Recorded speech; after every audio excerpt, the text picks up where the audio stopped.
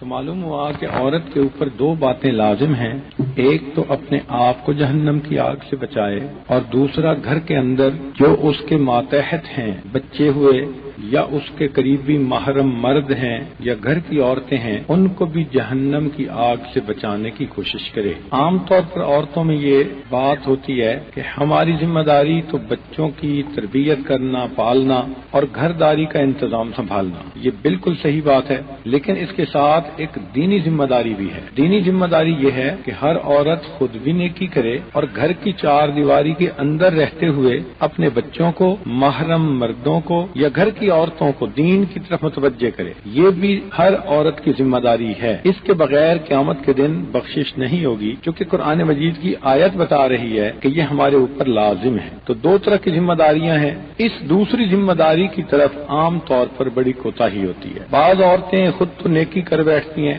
خود تو تلاوت کر لیتی ہیں، دین پر عمل کر لیتی ہیں، جہاں بچوں کا معاملہ آتا ہے تو بڑے آرام سے کہہ دیتی ہیں جی ہماری تو کوئی سنتا نہیں۔ حالانکہ اگر وہی بچے اسکول جانا چھوڑ دیں، یونیورسٹی جانا چھوڑ دیں، تو یہی ماں ان کو ایسے سیدھا کرے گی کہ وہ ان کے سارے کسبل نکال کے رکھ دے گی۔ تو جب اسکول کالج کے تعلیم میں کمی آنے پر ماں ان کو سیدھا کر کے رکھ دیتی ہے، تو پھر دین کے معاملے میں ماں کیوں نہیں یہ گر استعمال کرتی؟ تو یہ ماں کے اوپر ذمہ داری ہے۔ ایک بات ذرا توجہ سے سنیے، عورت کو اس دنیا میں 4 طرح کی محبتیں ملتی ہیں۔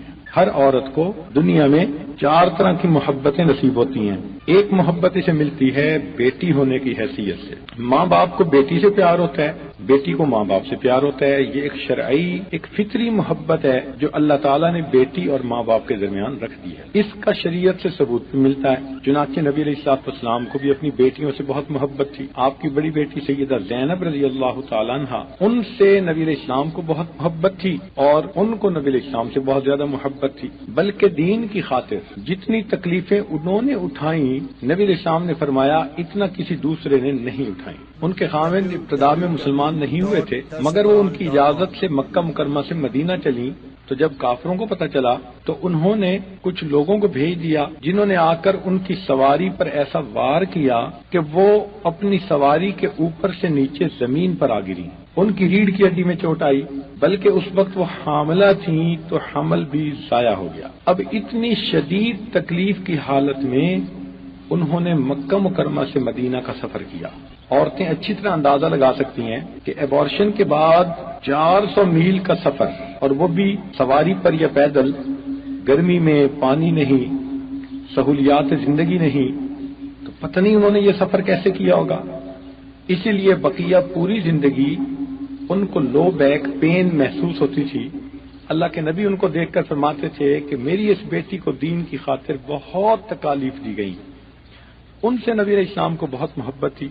نبی علیہ السلام کو سیدہ فاطمہ الزہرا سے محبت تھی، اتنی محبت تھی کہ جب وہ تشریف لایا کرتی تھیں تو نبی علیہ السلام کھڑے ہو کر ان کا استقبال فرماتے تھے، ان کو اپنی جگہ پر بٹھاتے تھے۔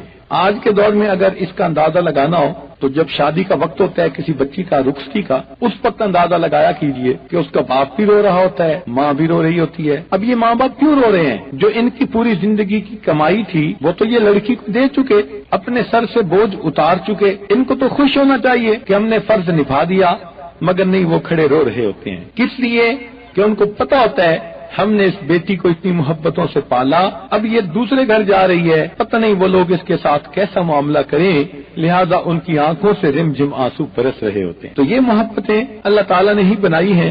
شریعت کہتی ہے کہ جب اس محبت کی وجہ سے بیٹی اپنے ماں باپ سے اپنے دنیا کے چھوٹے چھوٹے مطالبے منوا لیتی ہے تو پھر وہ دین کی بات کیوں نہیں منوا سکتی؟